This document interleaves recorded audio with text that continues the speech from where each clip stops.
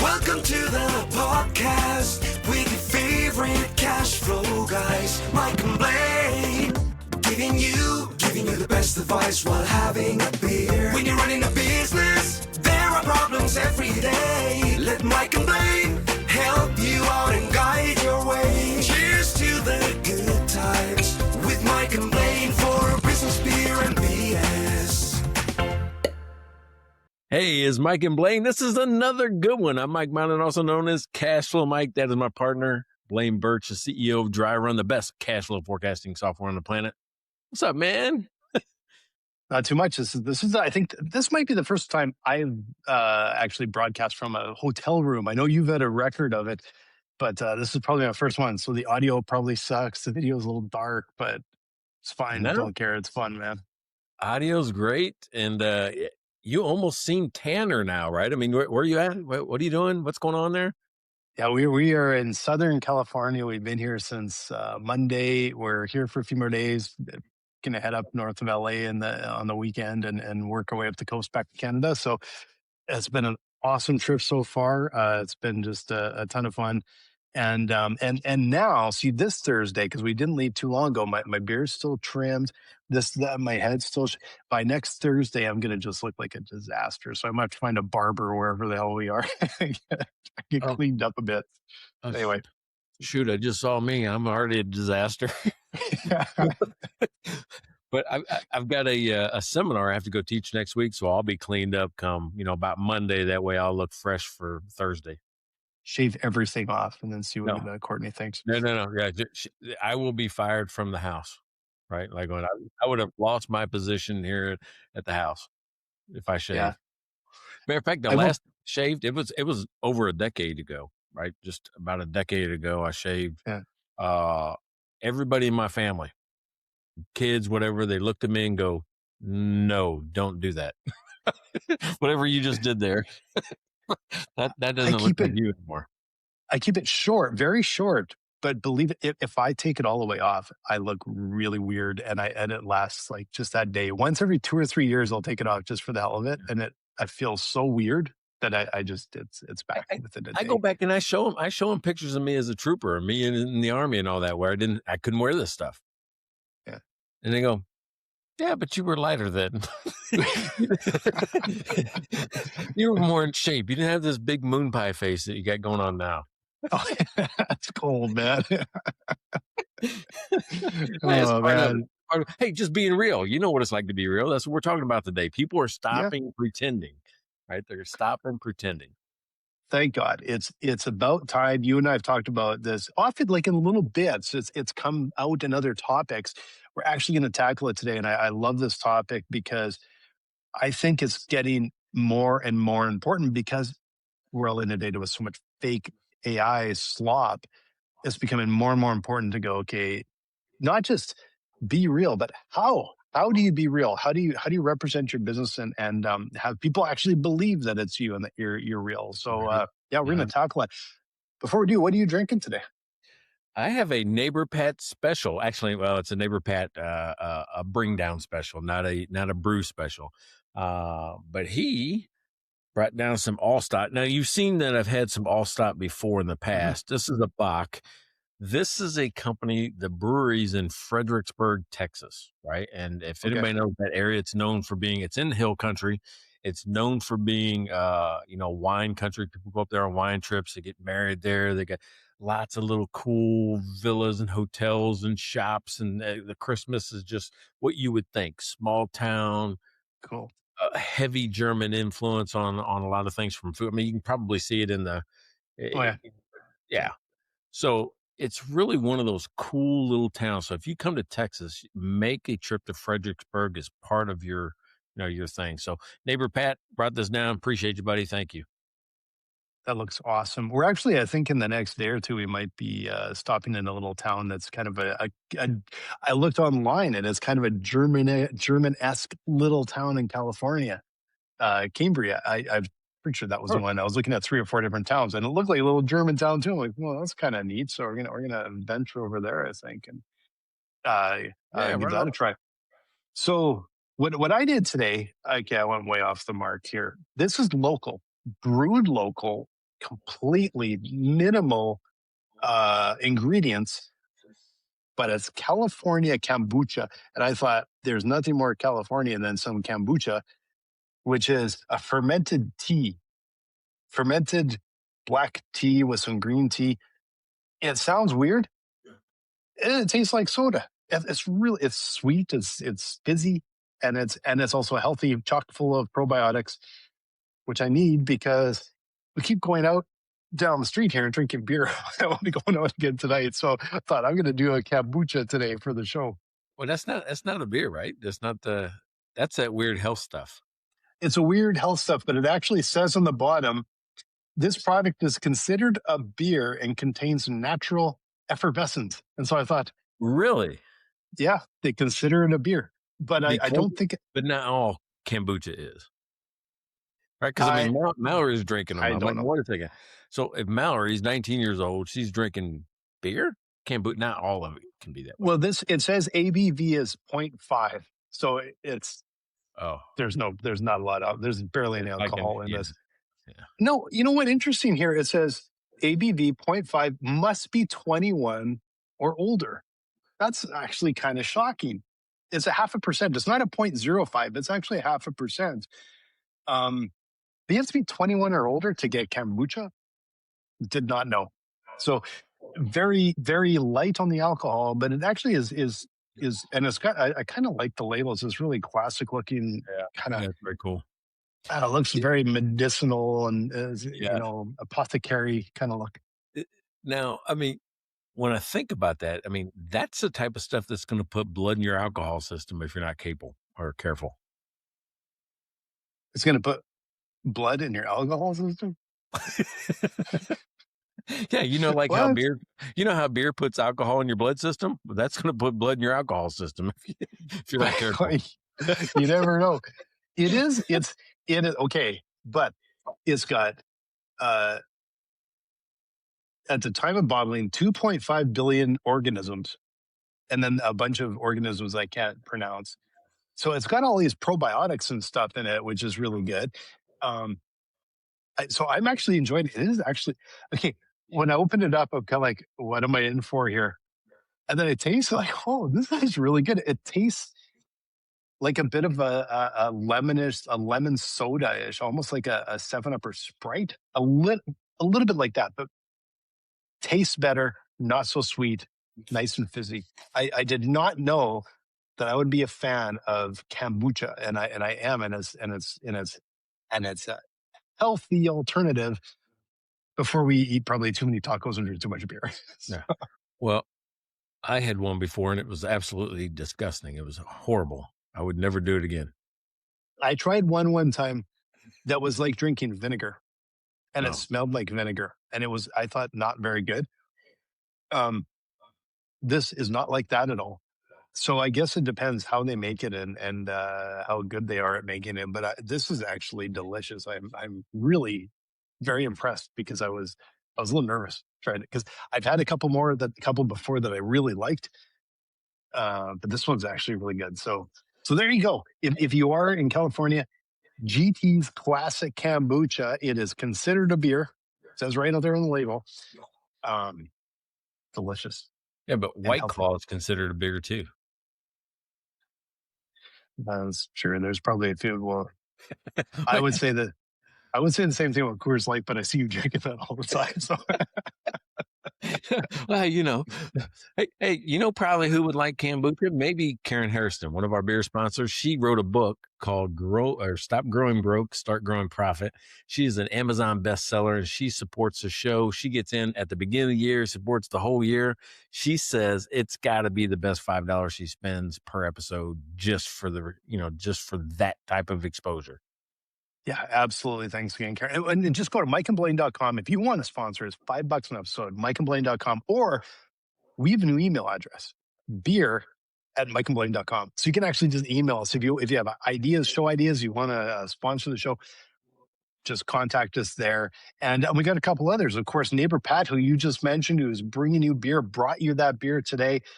Pat's been a huge supporter for years now. So thank you so much again, Pat. Really appreciate it. Yep. And then you got the biggest LSU planet or fan on the planet, right? One of our beer Mhm. sponsors, Devin over in Baton Rouge, right? You ever listen to how Cajuns say different things, say different words? The Cajun like spin accent that they got on it, where some Yeah. words, you mean, it does not look like it's pronounced. Yeah. It's a very cool thing to look into. So Yeah. LSU, Baton Rouge, I'm excited for their football this year. I know he is. Lane Kiffin's coming to town, and there is a lot of excitement around that program over there in Baton Rouge right now. Nice. Awesome. I don't know what you were saying. Who is going where? I am not up on my college football, but I will take your word for it. So I think it's going to be an exciting year for him. So we're going to try to get to a nice. game. Texas plays in Baton Rouge at Death Valley this year, so we're going to try to go to that one. Cool. Huge game. Texas hadn't been there in a long time, so it's going to be a big one. Nice. Now, That sounds neither fun. one of us are Texas fans, so can you guess who we're rooting for during that game? Baton Rouge, LSU, I imagine. LSU, Louisiana State University. Nice. Yeah, Nice. That sounds like fun. yeah, right on. So, hey, you mentioned our new email address. I completely forgot about that. The new email address, beer@mikeandblaine.com. It's the best email address I think I've ever had. It's a beauty, and it's not just about buying us beer, but that is our primary goal. So you can always email us there. And then check out mikeandblaine.com. It's a website that we barely ever visit and don't take care of, but you can buy us beer there. So Somebody was there today. I don't know who's watching us in Prineville, Oregon, but they're clicking on that site all the time, several times a week sometimes. oh, nice. Somebody in Prineville, I'm probably mispronouncing it, Prineville. Yeah, Prineville, Oregon. So somebody up there is liking the show. Appreciate your support. Hey, let us know. Let us know who you are. Let us know, we can shout out you or your business or anything like that. Yeah, absolutely. So tell me about this topic because we're always into something really topical. Where did you come up with this one? This one came out of this morning. I did a little thing called sleeping in. I didn't make it to the office till 9. Now that's not like me. Yeah. At 11:30, Courtney walks into the office and goes, you okay? I go, yeah, why? She goes, you never really sleep in that late. I'm like, yeah, I just felt like it. I just wanted to. So it was one of those things. I'm like going, I'm not pretending anymore. I used to be the type of guy that wore, dressed up for work, even if it was a Zoom meeting or something like that. I mean, now if I'm in shorts or sweatpants or a t-shirt, that's just who I want to be right now. I'm not going to pretend that I'm the suit and tie guy. Even when I teach at the graduate school of banking, I'm not wearing a tie. I'm not wearing, the button down shirts. I'm putting on a polo and going that way. I'll dress up that much for it. Yeah. So that's where it came to, like going, I see Mhm. this more and more and more now where Mhm. people are just saying, I'm not going to pretend anymore to be something that I don't want to be. I think it's a good way to be, and I think um, we've seen it from sort of all areas where I think there's beginning to not really beginning, it's carrying on more and more of a lack of trust in businesses. Hmm. And I think and it's not by getting fancier and more glitzy and more polished that I think builds trust. It's the authenticity and how do we build authenticity into our businesses so that people start to bring back the trust, right? Bring back the real, because I think people want to do business with people. I know they keep saying pretty soon it's going to be robots negotiating with robots. Never a little bit of things here and there. People still want to trust, want to talk with another person, and have some sort of relationship building. And I don't think that's going anywhere anytime soon. That's funny. You was talking about the robots and so I host 4 times a week. I host office hours. And what I notice sometimes is people will send the robot and them not come. Have you seen that? Yeah, Where like going, so-and-so's not seen that. recorder showed up or so-and-so's Otter or so-and-so's Fathom or whatever it is. I'm like Yep. going, what I need is somebody to develop a host robot where, you're gonna send your robot. I'm gonna send mine, and my Send robot your can talk to robot. your robot. And then just give us give us the notes. Yeah. What happened? And nobody's going to read the notes. It'll never, you don't, I Never. get these robots show up at our meetings a lot, but it's always with the person. The person shows up, we talk, and they have their notes, and I'll record it as well. Um, Sometimes I get people come in and go, "Oh, yeah, you can turn that off if you want. It just goes on everything." They really get annoyed by it. And It- but like we have notes taken in ours. I actually do review the notes, so we do use the notes. But to not show up at a meeting and depend only on the notes, to me, is that's a person. If they cannot make time for the meeting, they're not making time for the notes. I go back and forth on that. Meaning, sometimes I kick them out of the meeting. Sometimes I just let it ride. I think it's just a feeling. I'm like, going, we got too many robots, right? Yeah. Or if it's just a couple of us, we don't. Sometimes it gets a little personal. I'm like, we don't need robots around here to talk about personal stuff. Record everything exactly. So it's they are handy, but they got their place. But to send it alone and not show up yourself, like that's not what it's for. Yeah. That's not what it's for. Right? All right. So you and I, though, I'll say, grew up in a different era, right? First of all, I'm going to say this stop pretending thing. I'm going to give credit, not blame. I'm going to give credit to the youngest. What is it? I don't know, millennials or below millennial, whatever it is. The youngest I don't saying, even know now. hey, It's they below, stopped. way below that. Yeah. Yeah, they stopped participating in what you and I thought was hollow ground, meaning that you were professional. You were, always kept me. Everything was just so. It had to be perfection. It had to be polished. It had to be aspirational. It had to be, there was all this stuff in our Mhm. lives that we thought were the perfect ladder to success of growing and building a business or getting a promotion or whatever that is. And somewhere the younger generation says, hey, fuck that. And I'm like going, and the first time I saw it was in Seattle in 2012 with software developers, right? They says, Mhm. well, I'm going to dress like you and I are dressed right now. I'm going to put on the hoodie. I'm going to, wear flip flops. I'm going to, whatever. Am I going? Yeah. And they were still getting stuff done. They were still producing quality work. They were still building great businesses, and they weren't restrained by some of the things that kept you and I, Mm. trudging along the same path. I mean, did you notice that shift Yeah, or I think there's been a massive shift, but I don't think it's all for the better. And I think um, there's a balance in the middle there. And I'll tell you where I see this show up, because you get these too. I get, I don't know how many marketing emails coming to me a day. And I think they're probably trying to get past the bots and the junk mail and that. But when it gets to me, there is less than zero chance I am going to not spam, like put them in my spam folder. And part of the reason is a complete and utter lack of professionalism. So you've seen them. It's a one or two sentence email, and then they'll use maybe just their first name, half the time not even capitalize it. But you know what's missing? The what do you call it? The salutation, or the on the bottom where it's like, here's my full name, here's how you contact me, maybe there's a logo from my business, all the things that says this is exactly who I am, I'm credible, you can double check, you can do all that. That's all missing.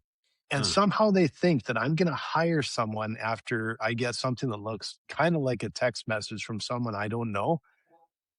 No, they're getting spammed. It's not like I would respond if they, but there's at least some level of professionalism you can look up and see, like, who is this person, right? And validate. Well, I mean, what's become now is that we question everything. It's just as you say, I mean, we question it. I mean, like, who is that person? How did they get my name, or why am I this? Mhm.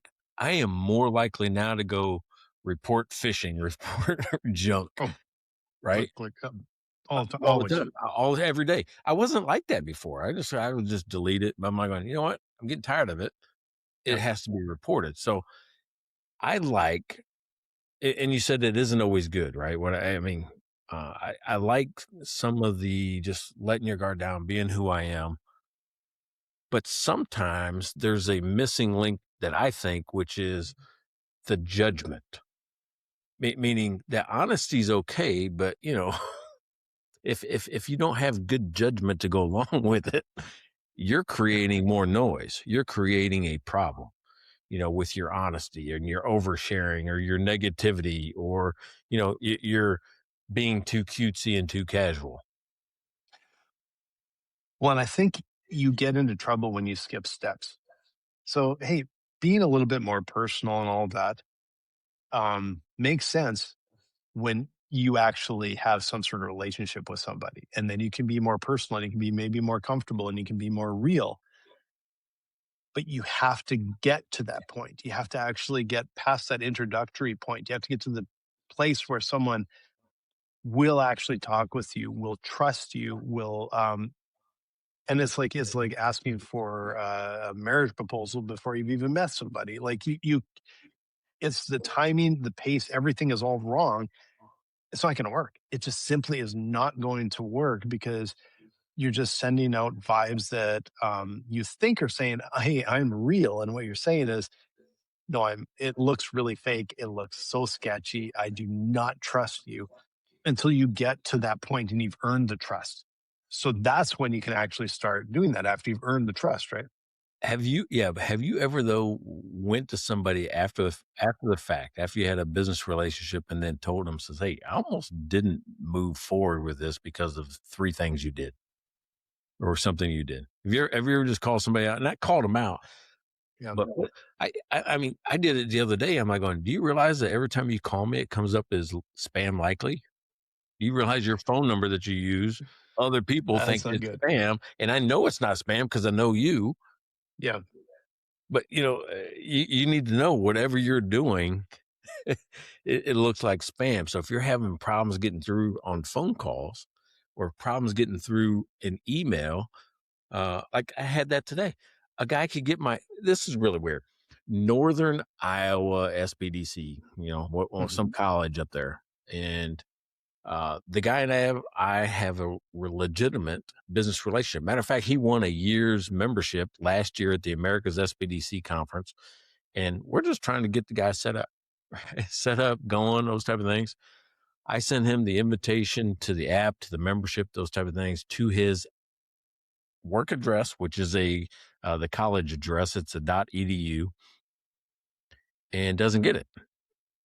Doesn't get it. And finally, I get Mhm. a thing back saying it was rejected for spam.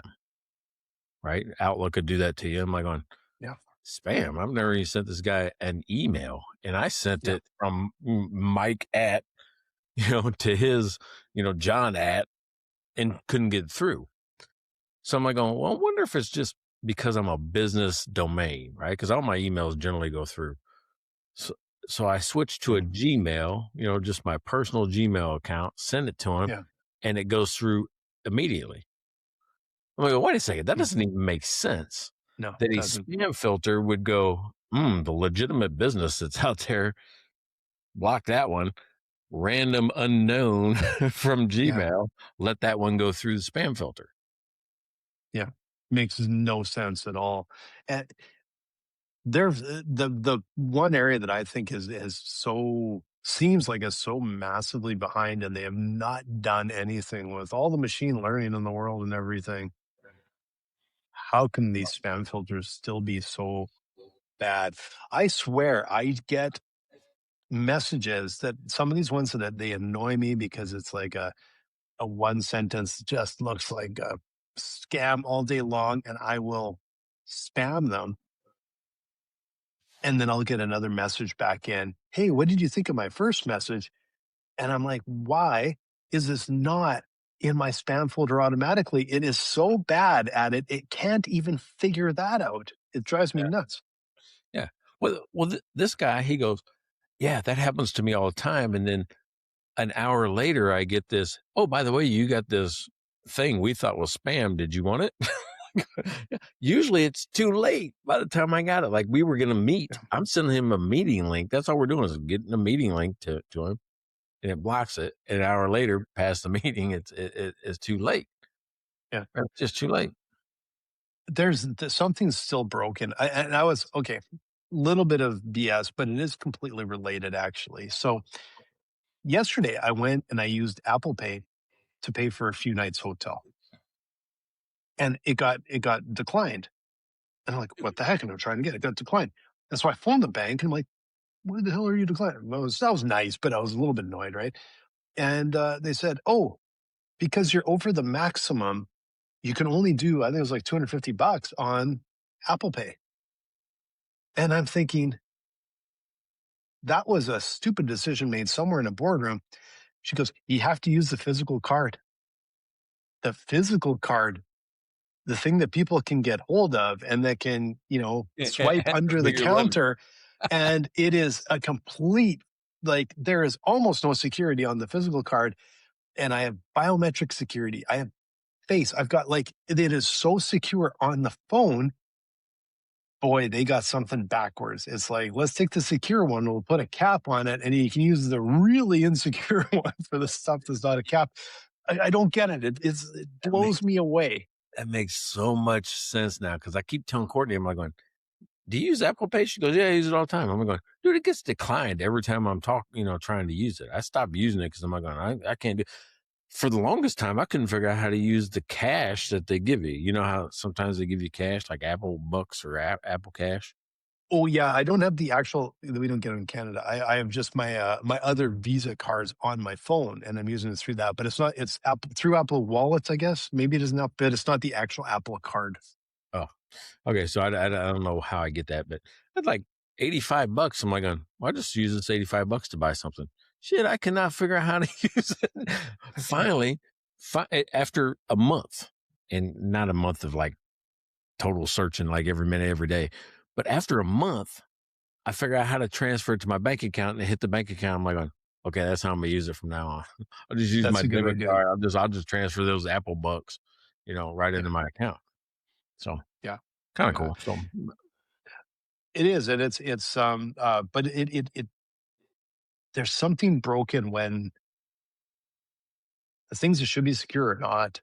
Gmail addresses get through, which is the absolute like the scammers, paradise using Gmail and things like that.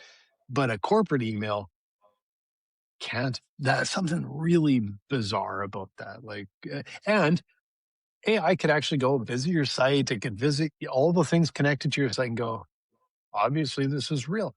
It can do that, and it's not. And they're letting your Gmail through, which is bizarre. yeah, so you're talking about the AI, right? Can't determine real from pretend. And all right, so I ran these Google ads. It went through, got approved, all this type of stuff. And all I'm saying is things like find hidden cash in your business. I mean, stuff that I can actually do, stuff that Mm, my app can actually do.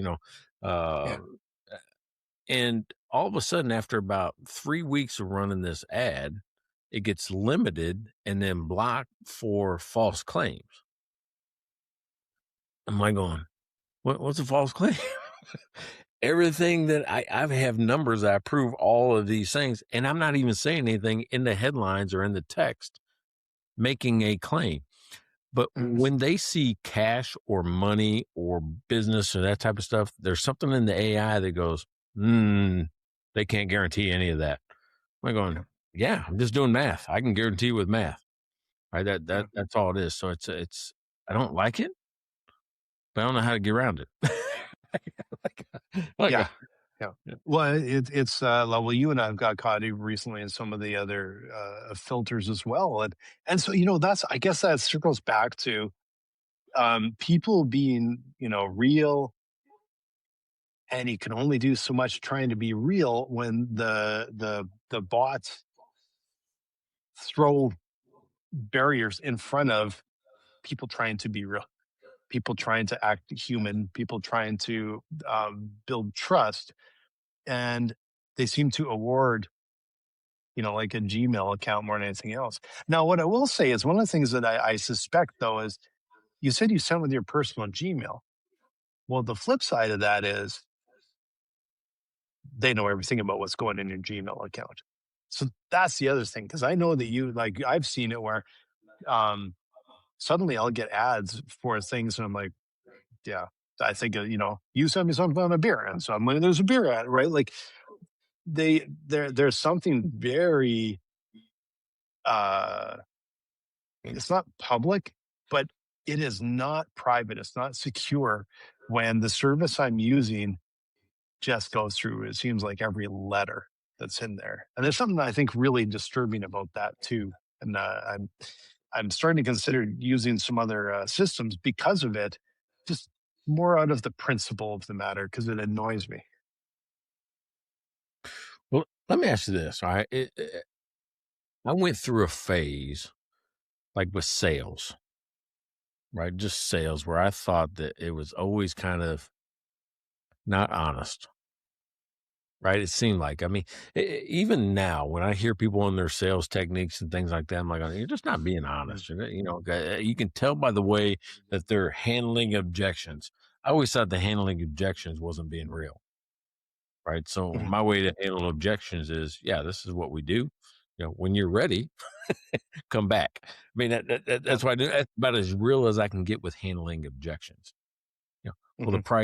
price seems too high. Hey, I understand. All we do is, find hidden cash. And in your case, we found $250,000 in hidden cash, and it'll cost you $300 a month to get it Yeah. using this app, stock. If it's too much Mhm. for that, I get it. When you're ready, come on back. Yeah. That's how I'm starting to handle objections because I think that's about as real as I can get without pretending like here's the dollar cost averaging value. All these things that you say to people that I think turn people off now. Yeah. Yeah. I've what's I think shifted for me a little bit is there's been times in the last little while it isn't handling the objections, it's actually putting forth objections. So I've had these conversations where I'm talking with them like, honestly, I don't think we're a fit for you. Yep. No, and then they're arguing with me. No, I think this might be. No, I actually don't think it's going to be a fit for you. And the interesting thing that I've noticed too is like our I guess our sales process is just it's turned into just like all we're here to do is to educate you and help you make an educated decision. That's what we're here for. And I know we have a really good lead when I'm sort of walking through the app doing a demo, and they just sit there and go, "Yep, yeah, no, that's what I do all week. This that will save me a ton of time." And then they might ask some questions because it'll be right pointed to be like, "Can it do this?" And it'll be very specific. I'm like, "Absolutely, we can." And educating people about the product and how we solve the problem better than a spreadsheet, faster, da da da. I know we have a really good lead. I know we have an awful lead when I have to educate them about the problem. If I have to Mm. educate them about cash flow, about how they're going to do this, I'm like, I'm just like, oh, this is not going anywhere. And we've been down this path. I am not here to try and educate you on because if you don't understand the problem, we don't need to be talking until you do because it Yeah, just doesn't work. dude, that was so powerful. I can educate you on the product, not the problem. You already got to know the problem. Yeah. Because Mm. years ago, we were trying to educate on the problem, thinking we could turn people like turn them into like, hey, now you know the problem. Now you can understand. Now you can offer this service or you can do this, that. No, it doesn't work. It's just educate them on the product and whether we can help solve the problem that they know they have. They understand it thoroughly. They're feeling the pain. And it is simply, this is how we can solve that pain. Anything past that, and I'm like, this is not a good fit. And then I'm not pushing for it to be a good fit. Yeah, I'm just not going to push anymore. I mean, I'm going to show them how we solve the problem and then decide, right? Like, Exactly. will you give me a discount? No, when you're ready, you'll know that this is the right price for this product. Yeah. Yeah, exactly. That's the other thing. When we Right. know we have an easier time when we have the right lead, they'll be paying they're willing to pay thousands of dollars a month and we go, yeah, this is right. It works. It Yeah. solves this massive problem we have. And when it's hard to get you know, you can get almost any price out of some of the leads, it's not a good fit and it's not worth trying. All right. So remember, I gave credit to the what was that? It's not millennials. What is it? X? No, we're X. Is it Gen Z now, or is that the latest one? Or is there even one after that?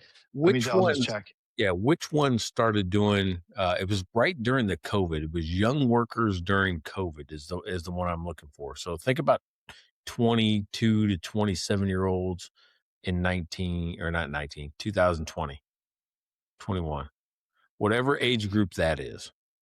Do you Yeah. know? So the Gen Z is born roughly 97 to 2012. And then there's Gen Alpha, 2013 to 2020. And then Gen Beta, 2025 forward to the mid 2030s. So it's So, probably Z. yeah. So they say Z is considered the first digital native generation. So Gen Z is, I think, that the one that's adults now, right? Like are coming into adulthood now, I think. All right. So here's what they're just coming to adulthood. Well, some like 97 would be almost 30 years. So the oldest ones are probably like in that like 30 years old or almost 30 Okay. years So old. it's The probably that. youngest is 24. Like they're coming into the work. All right. No, was it 2013? Way younger than that, actually. Yeah. That group. I think it's that group that I'm thinking of. Yeah. Because during that time period, we all got kind of stuck in our houses, and some of us had remote work, right? Remember, nobody could go, right? So if you're going to work and maintain some type of living, you had to do it remotely. And then a term evolved from the remote work called quiet quitting. You heard that one? Yeah. Yeah, I remember that. Yeah. Which is like going, we're like going, Yeah. it was what everybody feared. Every Gen X feared, or, even Boomer feared that if we let them work from home, they're not going to do anything. They're going to be Yeah. in their pajamas. They're going to be eating peanut butter and watching soap operas, and they're not going to be doing their work. It's what they Yeah. feared, right? Yeah. And so people started putting more rules, even from remote work, right? That's where all these devices for moving your mouse and things like that, because they tried to, track if you were doing any type of activity, Mhm. because people were doing a quiet quitting, which means they weren't quitting their job. They were still collecting the paycheck. They just weren't doing it. Yeah. Yeah. Now, that's one of the bad things about stopping pretending, but in a way, you're still pretending because you're pretending to work when you're not.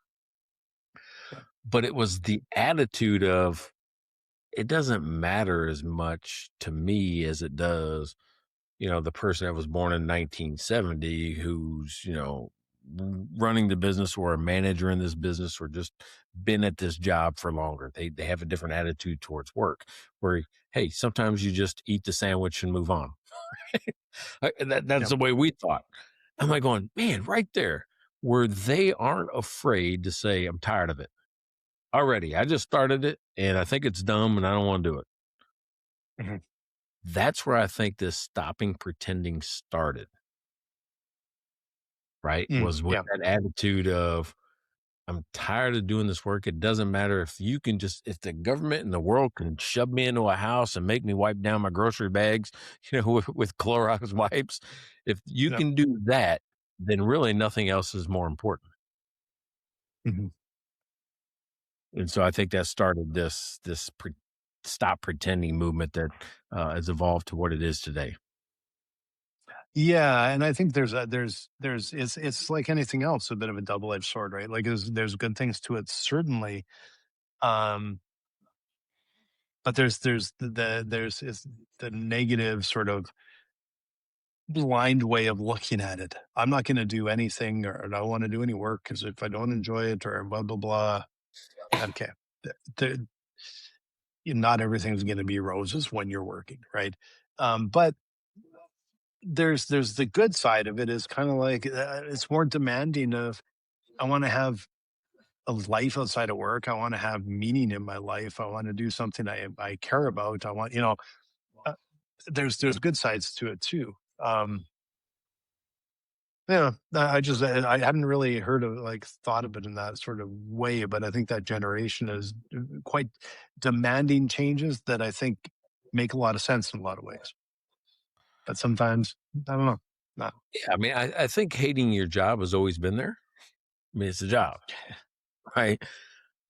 But I think it's more in the open now. It used to be like going, if you and I worked together, we would go out to dinner or go for drinks after work and go, oh, I hated that meeting, or, whatever it is. And we would just commiserate, and then we go back to work tomorrow like nothing happened. Hmm. Yeah. I think now that's just being said out loud at any point in time. That's where I'm saying judgment has to come in. Because, Hmm. hey, you burn a bridge because you say that meeting sucked and I hate my boss and those type of things. Then all of a sudden you're creating a different problem, right? That from being real too real. Hmm. The other thing that I've seen happening, and I've seen it in big corporations, I see it in a couple of my clients right now, is I don't know what to call it, but I'm going to call it laying flat, meaning that people are okay not trying to get promoted. Shit, good at this, at this job, this position. I don't want the problems or the hassle or whatever of Yeah. moving it, right? Yeah. And early on in my career, I didn't understand that, but it's not new. That isn't something that's new. That's something that's been around for a long time. Matter of fact, my field training officer, who I love and adore, and just I mean, this is one of the best police officers I've ever seen. Matter of fact, best men I've ever seen in my life. Refused to be promoted. Refused to even take the test to be promoted. He goes, I don't want what the next job entails. I don't want those things. And he was okay not chasing dollars, not chasing a promotion, not chasing the prestige. I'm like going, you know what? I didn't realize it then because I'm like, oh, that's dumb because you should be the boss. In my mind, right? In my mind, Yeah. I'm like, well, you should be the boss. Um, but now I kind of get it, and maybe it took me 30 years to kind of figure it out, but now I kind of get it where I'm like going, yeah, not everybody has to chase the next step. Hmm. It's okay to be, I'm good right here.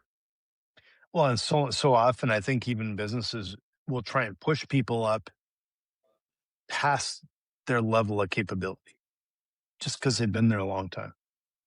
Um, and it fails too. And then you can end up losing someone that was in a really good at their job and is in a position, and they don't excel in that other job. Just because you do one job well doesn't necessarily going to mean you're going to do this other totally different job really well. And you can end up souring a relationship. You can end up setting someone up for failure, and you can end up losing a really good person that was in your business because you just think, well, we got a gap. They've been around the longest. That's kind of, I think, one of those, the opposite, where it's like kind of the worst ways sometimes to promote is just, what does they say, promoting to their level of their incompetence or something like that. There's a It's a Peter phrase, Pan. right? Yeah. Yeah. Yeah, you're always promoted one step above where you should be. Something like that, right?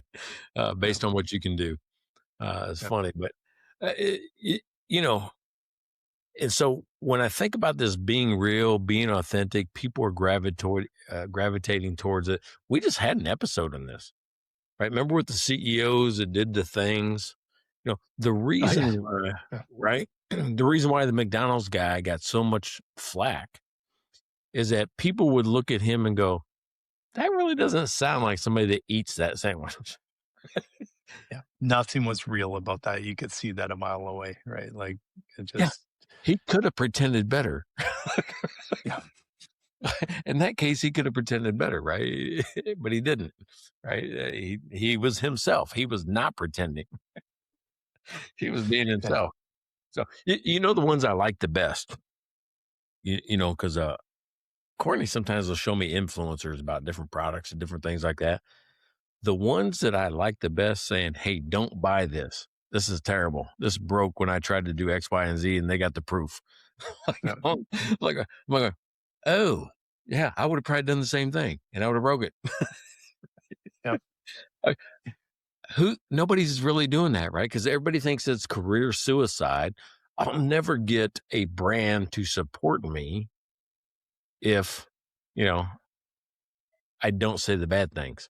I buy the product, and the one thing that everybody should be able to do with it, it breaks the first time we try it. Yeah. I wonder,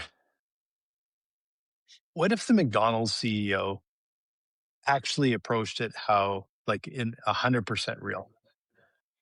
Maybe he took it off, took the bun off the top, took out a little knife and fork and started, or like whatever was like legit, how he would actually react to something like that. I wonder if people would, like, they might have laughed at him, but I wonder if they would have had more respect, just because it's like, that seems like what that guy would do. Right? Like, that's weird, but that seems like what he would do. Yeah, most people would have said, they don't even give you a knife and a fork with that sandwich. Yeah. That's what I would have said. I said, how do you get the knife and fork? Yeah, but I'm just curious, like, if because it just seems so disingenuous, right? That's what people jumped on. And I don't know, like, does he have to be a better actor, or flip the other way and just go, let's just go like full realism? This is what, I'm trying our own food. I don't usually eat it, but I'm going to try it. Well, that's when you start thinking, well, is this aspirational or is this out of touch? Right? Because when I started looking at, I've got a picture of me in front of the Google headquarters, right? I went and toured it. I was in there. I mean, I had a meeting at the place. Uh, uh, it's everything. You ever seen the movie The Interns with like Owen Wilson and Vince Vaughn? No, but I like both those actors. I may have to check that out. The Interns. Okay. It's funny, right? I mean, Yeah. they lose one of their jobs and they take an internship at Google, and it's them with no computer experience, no background in software, no anything like that. And they're all competing for a job. The winner of this, it's an internship over a certain number of weeks, and they put them in Mhm. teams, and you get jobs, right? I mean, if your team performs well enough.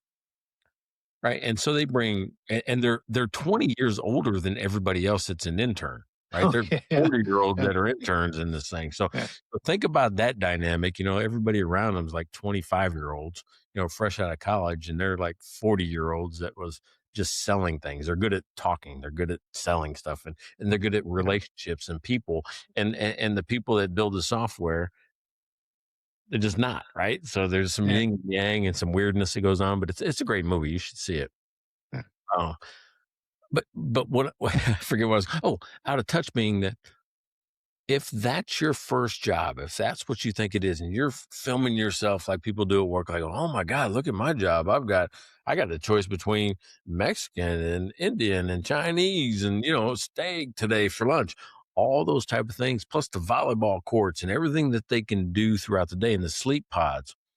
If that's your experience of work is, you can quickly become out of touch with what the rest of us in our job experience looks like, Yeah. Yeah. Yeah. right? That is And an edge case to the nth degree, right? this is a podcast, so I have to tell you the edge case. No, no, no. But no, but I get exactly what you're saying, but it can apply to all sorts of other jobs where there's something that isn't, yeah, it's not going to show up in regular jobs. But with them being, let's say you actually had the type of job and they're the influencers and they're the ones online, and do they set expectations based on an edge case that virtually no other business can afford to do? Yeah, probably. I'm just saying that when you see that, let me just ask, because I've never worked in a place like that. The Mhm. closest was probably Finnegraph, where we had a game type room. We did drone races in the in the office. We did some cool things, right? So what I consider cool that I've never seen anywhere else, and I've never done since. Mhm. So does that become, you know, the norm after you experience it?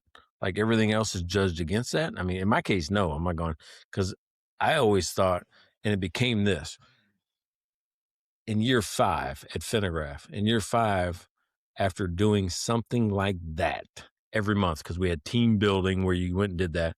It became a hassle and part of the meetings that you don't want to go to. What are we doing now? Oh, we're doing a scavenger hunt. Okay. It Yeah. becomes that at some point in time where you just don't like it as much as when you first experienced it. Yeah.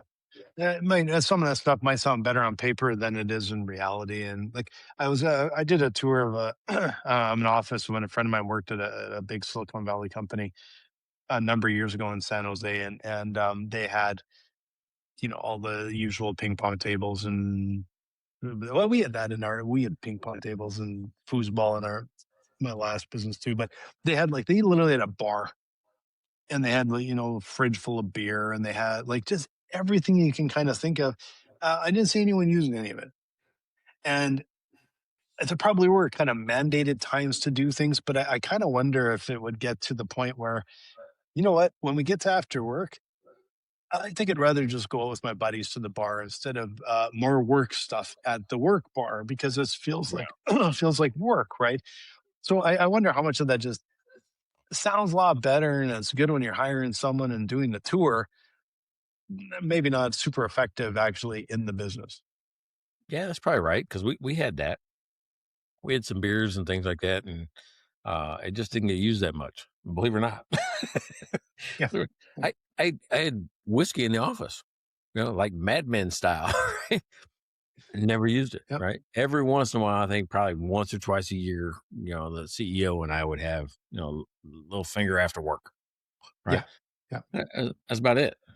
So I'm thinking this thing, right? My thought was people are stopping pretending, right? And that trend, I don't know that it's really about people being more honest. I think it's about people not being as willing to fake it like they have, most of our lives. Yeah. I kind of wonder if like we've talked about this before. Everyone wants to be what the main character in their own story, and Yeah. this how social media is just like um and I think there's also a generation that's growing up that can sense bullshit. Yeah. And I think everyone's filter is getting more and more hyper focused, and especially now because so much of this is actually like influencer, it's AI, it's all fake. And I think people are starting to get a very low tolerance for that and question everything. And it all comes back to being real. But how do you stand out and be real today when people are so skeptical and have been like, just, yeah, seen it, been there, done that. And I don't want to do that anymore. I don't want to see that anymore. Yeah. So, I mean, right along with that, I mean, for years, we've just played along. Everybody just kind of plays Yep. along with it. Yeah. This is just kind of how you do. This is corporate politics, whatever that is. I think people now are starting to going along with the main character theme you just brought up. People are opting out of the script. Nah, I'm not going to do that anymore. Yeah. Yeah. I So, think so. Yeah. yeah. Yeah. But it still comes down to like, even with us, with our business, this is one of the reasons well, this podcast, like it's fun. We do it every week. It's just like, it's like a relief. But the side benefit is that we can get exposure online and people can see we're real people. And it's not polished and fake, and it's just real people. And I think, content is a place where you can make content, but it's hard to stand out and look real. And I think it's incredibly important that businesses do that. My favorite part of this podcast, and I'll say this and I'll be quiet, is that we are no longer, I think, in this 1 hour a week, we're no longer pretending that things are better than they are. Mhm. That's what I think. Did we ever? Did we ever do that? We started this during COVID. I don't think we pretended. I had a Well, beard down to here. when I Big hear other, gut. when I hear some other podcast stuff like that, I always think Yeah. that, that's probably not true. Yeah. Yeah, exactly. And I don't think we've ever guided our listener base, which is in the thousands, and millions sometimes. If you want to It's get true. in, some of our shorts, million plus. We have, yeah. Yeah. And and just like we got one short. Yeah. It went skyrocket. But the shorts, like every month we get, I think it's close to 100,000 views every month, and we aren't working real hard to do this. So, it's, but I think people can see in those that we're real, that we're talking about real topics. We're not sugarcoating things. We're not BSing. It is what it is. And that's, what makes it interesting for us to talk to each other, and hopefully interesting for people to listen to it. Yeah. Hey, if you like this and you want to hear more, you got a specific topic you want us to talk about, email us at our brand new email address called beer@mikeandblaine.com, or you can just go to mikeandblaine.com, buy us a beer, check out the episodes, subscribe, like, tell friends. We have YouTube, right?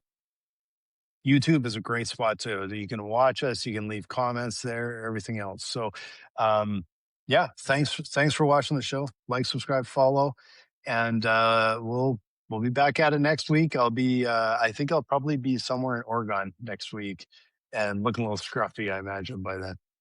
All right. Well, we'll see you when you're in Oregon. All right. Bye. Okay, I'll have to get my Canadiana starting to come back already. Check out their website at mikeandblaine.com. Then subscribe to the podcast and buy these guys a beer.